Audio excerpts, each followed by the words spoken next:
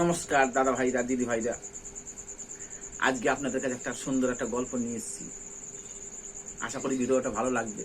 দেখবেন, না দেখলে বুঝতে পারবেন না যে আপনাদের বাবলু মন্ডল কি বলতে চাইছে।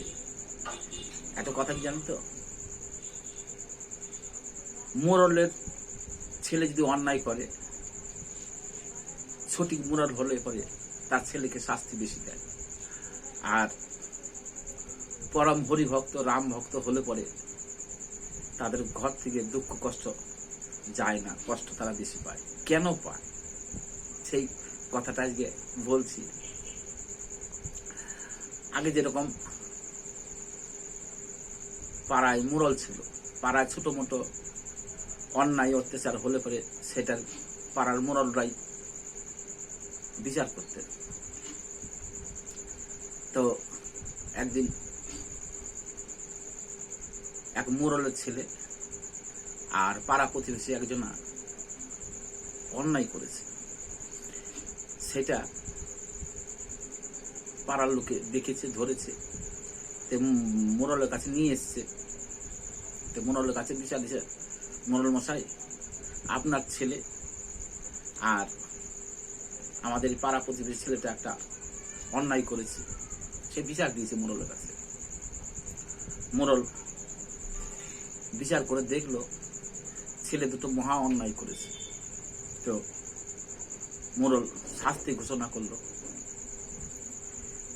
মোড়লের ছেলের শাস্তি হলো 101টা চাবুকের বাড়ি। আর যে নাকি পাড়া প্রতিবেশী, ওই ছেলেটার বাড়ি হচ্ছে চাবুকের বাড়ি একটা। কেন করলো? যদি ওই পাড়া প্রতিবেশী ছেলেটার যদি 100টা চাবুকের বাড়ি করত, আর ওনার ছেলেকে যদি একটা চাবুকের বাড়ি করত, পাড়ার লোকে বলতো নিজের ছেলে বলে একটা বাড়ি, আর পাড়া প্রতিবেশী ছেলে বলে 101টা চাবুকের বাড়ি। এটা নিয়ে একটা সমাজ আলোচনা হতো। সেই জন্য যে নিজের ছেলেকে কেন 100টা চাবুকের বাড়ি দিল জানেন? যে ও যেন ভবিষ্যতে, আমি মোড়ল, আমার ছেলে অন্যায় করছে, ও যেন ভুল ভবিষ্যতে কোনো যেন আর অন্যায় যেন না করতে পারে। সেই জন্য সঠিক হবার জন্য, ভালো হবার জন্য ওর শাস্তিটা বেশি দিল। 101টা চাবুকের বাড়ি নিজের ছেলের জন্য, আর পাড়া প্রতিবেশীর ছেলের জন্য একটা চাবুকের বাড়ি।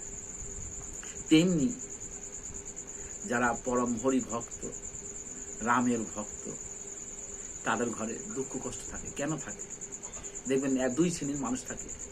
ঠাকুরকে এক শ্রেণীর মানুষ, ঠাকুর আমার এটা দাও, ওটা দাও, আমার এটা দাও। ঠাকুর কিন্তু তাদের সব দিয়ে থাকে, সব দেয়, কিন্তু তাদের ঘরে শান্তি দেয় না। অর্থ দেয়, শান্তি দেয় না। যারা নাকি পরম হরি ভক্ত, তারা কি বলে জানেন? হে দয়াময়, তুমি ভালো থেকো, সকলকে ভালো রেখো, তুমি তাদের সকলকে আনন্দময় জীবন দিও, তোমার দুঃখ কষ্ট আমাকে দাও, তুমি ভালো থেকো ঠাকুর, তুমি ভালো থেকো। সেই পরম ভক্ত ঈশ্বরের মঙ্গল কামনা করে। সেই জন্য সেই হরি ভক্ত রাম ভক্তদের শাস্তি দেয়। কেন দেয় জানেন?